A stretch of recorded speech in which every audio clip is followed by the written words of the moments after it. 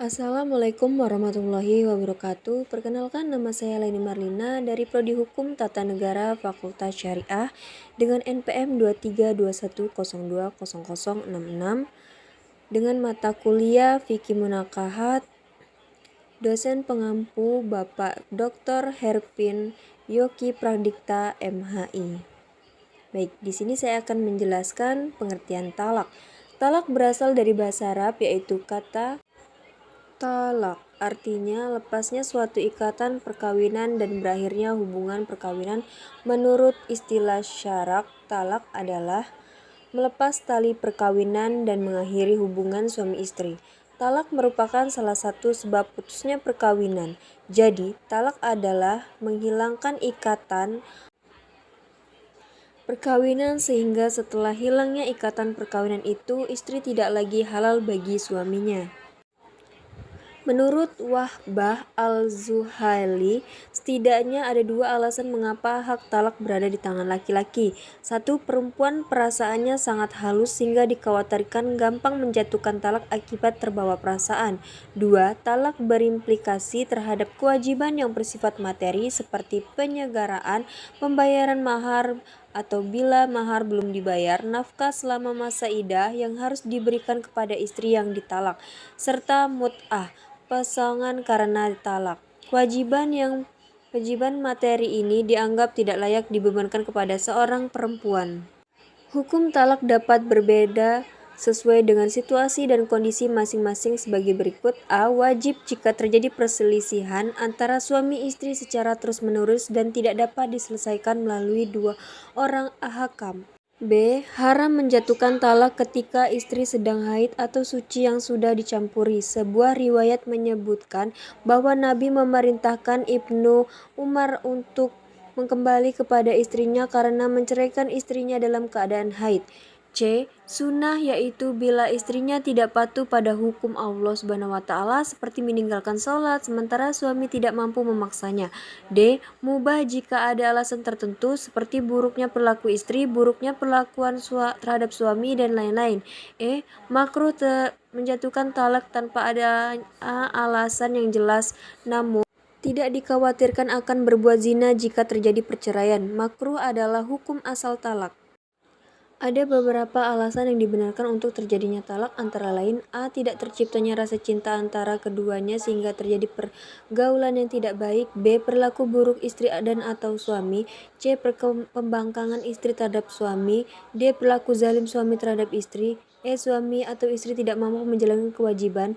F. Suami atau istri melakukan tindakan maksiat seperti mabuk atau dan lain-lain. B. Macam-macam talak. Ditinjau dari segi waktu dijatuhkannya talak itu, maka talak dibagi menjadi tiga macam. A. Talak sunni, yaitu talak yang dijatuhkan sesuai dengan tuntutan sunnah. B. Talak bid'i, yaitu talak yang dijatuhkan tidak sesuai atau bertentangan dengan tuntutan sunnah, tidak memenuhi syarat-syarat talak sunni. C. Talak la sunni wala bid'i, yaitu talak yang tidak termasuk kategori talak sunni dan tidak dapat pula termasuk talak bid'i. Ditinjau dari segi tegas dan tidaknya kata-kata yang digunakan sebagai ucapan talak, maka talak dibagi menjadi dua macam sebagai berikut. A. Talak sahri, yaitu talak dengan mempergunakan kata-kata yang jelas dan tegas, dapat dipahami sebagai pernyataan talak atau cerai seketika diucapkan, tidak mungkin dipahami lagi. B. Talak kinayah, yaitu mempergunakan kata-kata sindiran atau samar-samar seperti suami berkata kepada istrinya.